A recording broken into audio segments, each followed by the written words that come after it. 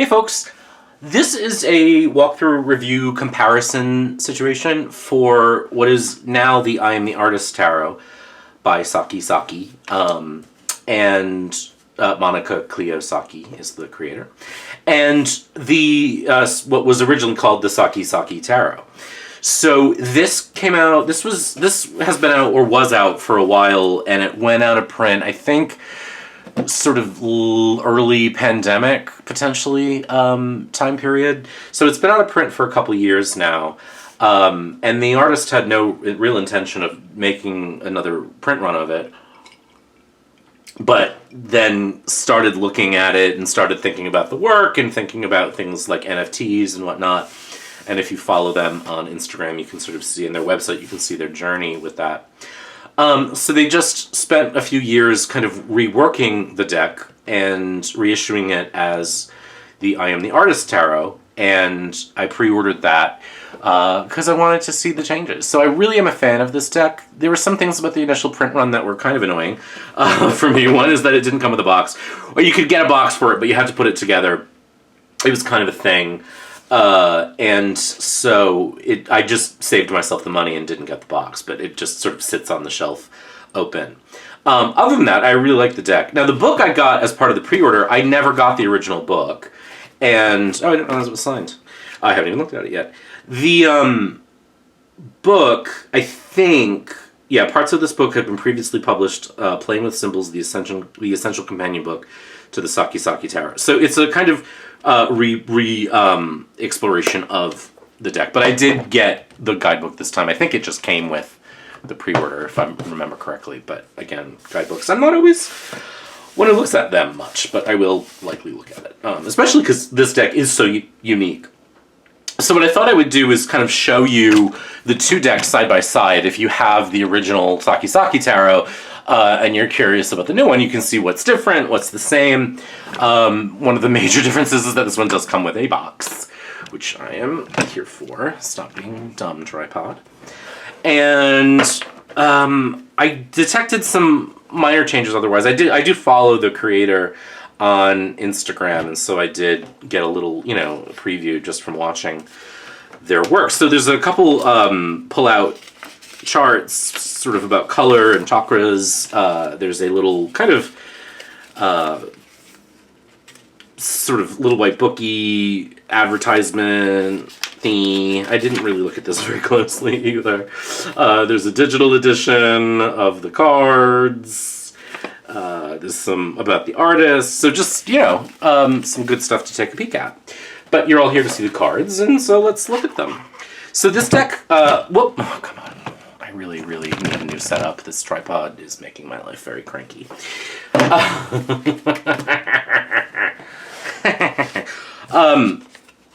So, the new edition is a little bit larger.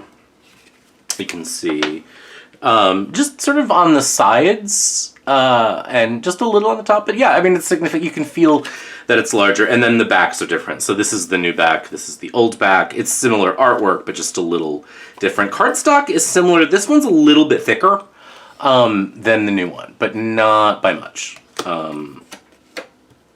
Maybe a little bit by much, but not. Yeah, I can feel it.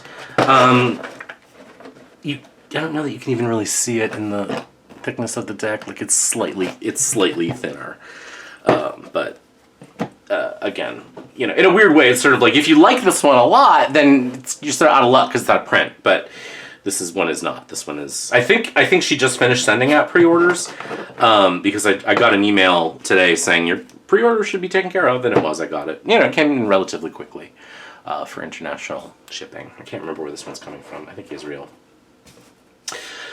Anyway, so there's an extra card in this lineup, both, and it is the artist, which I always liked, and I actually did leave in the deck, which if you know my channel, I don't generally leave in extra cards. So let's get into it. Now, one of the critiques of the original deck was that there was a lot of headless people in it. And I think she may have changed that somewhat, but I don't know. I glanced at it when it came in, but I thought it would be more fun to just do a video of an unboxing. She said on Instagram that, not a single card was untouched. Some things I think you'll see are maybe more obvious than others. Like the border color is different. But for the most part, what I'm seeing so far is similar.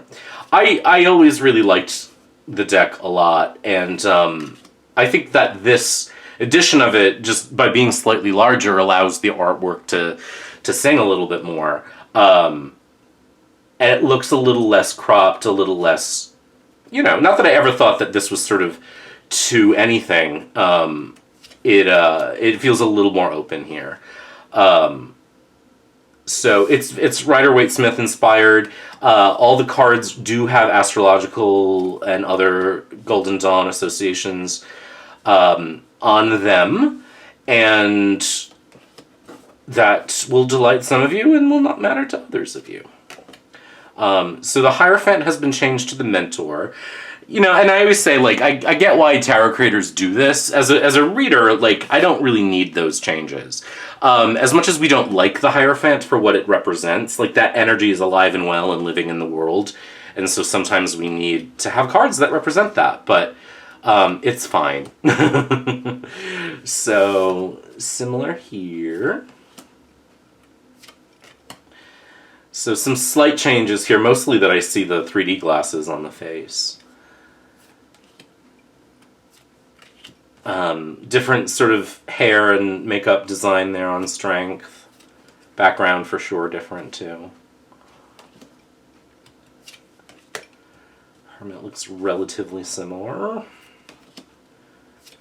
Wheel of Fortune's a little different in coloration.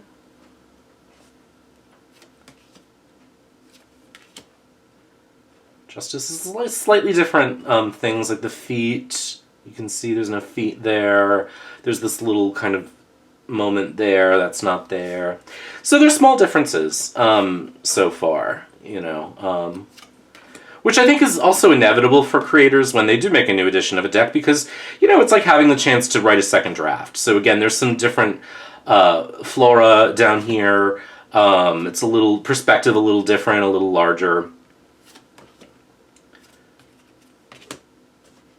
Death is very similar. So it's very impressionistic in a lot of ways, and that, is kind of one of the things that I like about it for sure. I've always really liked this tower. This just seems more, again, sort of, it's the same card, but so pow. The star. So some differences there. And it's like any other thing where, if you are familiar with this, the ones that are changed, you're probably going to prefer one over the other. People, I find, tend to prefer the one that they saw first. You know what I mean? So, I kind of like the original star better, but they're so similar, it's really not.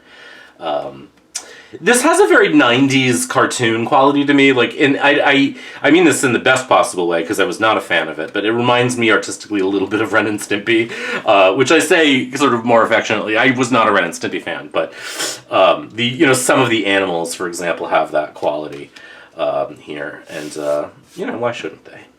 So those are the majors, and then we get into kind of an extra card here. I imagine the book will tell me what that is. So here we get into the Suit of Rods. Now, the major change that I did notice when I was looking through it earlier is that the names of the cards have been removed.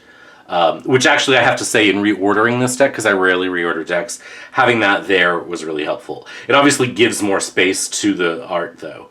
But again, little differences here. The pattern on the floor is very different. Otherwise, it's pretty similar. So here are Three of Rods gets some head, as it were. Which I'm not mad at. I think there was a thing about this deck that I think sometimes turned people off, because so many of the figures were headless. Which didn't really bother me, but that is one of the major changes I've noticed, is that the figures are not headless any longer, or for the most part anyway. I didn't notice any that were once headless that are now headed, but I can't remember. See, difference there. I'm not going to say that I mind the heads. I think that it definitely is a thing that I am now seeing. I prefer with faces, I will say. just again, just that human aspect of the cards. But here's an interesting situation where like there was more of a complete face and less of one here. But it's interesting, and it's obviously again very very non-representative or expressionistic is probably a better way to say it. The titles of the courts do remain on this new one.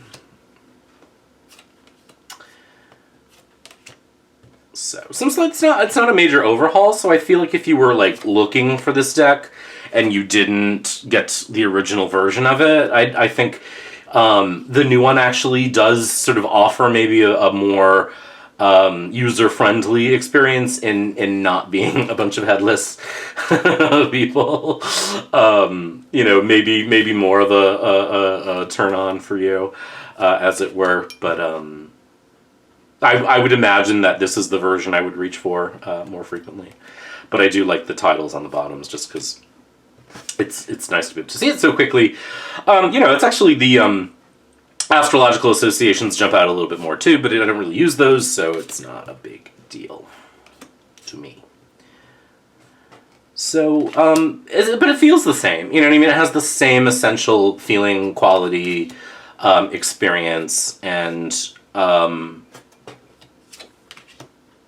I've always liked it. You know what I mean? I've always been a fan.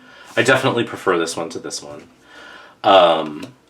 Yeah, you know, I feel like it's a deck that I don't pull down very much, but now sort of seeing this new version of it, maybe I will, because it does have a little bit more of a draw, I would say, for me, for some reason. I don't know. I don't remember when I got this. It was late in the print run.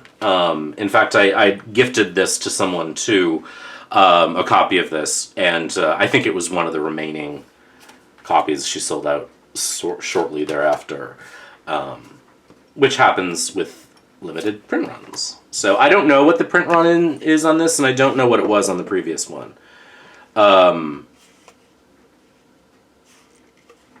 But it's just come out. It's only just gone on, you know, regular sale rather than pre-order.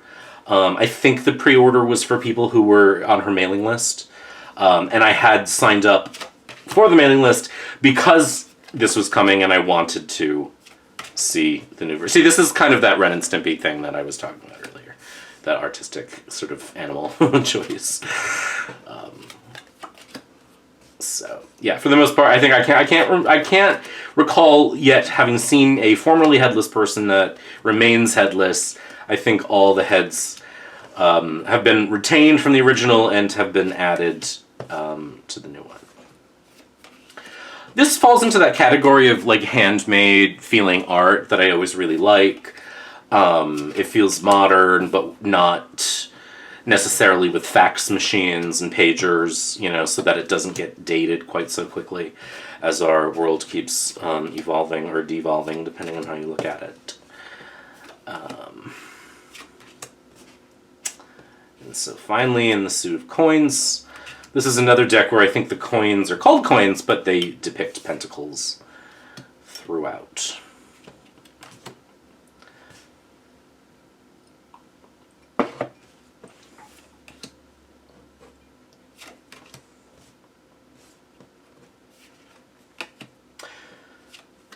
There is a reason why she drew the cards without heads, and I can't remember what it was. If you examine and scroll through her Instagram, you may find that answer. I know she's talked about it.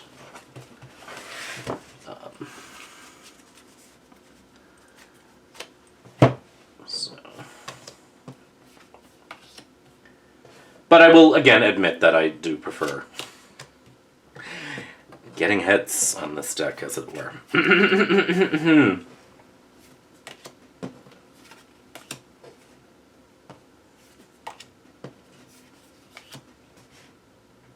Definitely. Yeah, so we're coming to the close. I really do like this new edition. I would say the only thing that I like about the old one a little better is this coloration of the backing. Which I just really like the yellow and blue together. The blue and sort of white is nice too, but I do like that yellow and blue feels very springy. So there we have it. This is the new edition of the Sakki Sakki Tarot called the I Am the Artist deck. Oh, we have some additional cards here. So we have Observer, Visionary, and Inner Muse. Fun. Those I will likely not keep inside. But I do keep the Artist in, especially because it's called the I Am the Artist Tarot now. Yeah, that's it. I really think that it's a great deck, and I've always been a fan. I think I have a review of the original version. I really wish this fucking tripod would stop being in my way. It's just a whole thing for me right now. Anywho, my friends, that is the I Am the Artist Tarot by Sakki Sakki, or Monica Cleo Sakki. The book, Playing with Symbols, the essential companion book to the I Am the Artist Tarot and Your Creative Journey. And then this is the OG from a few years ago.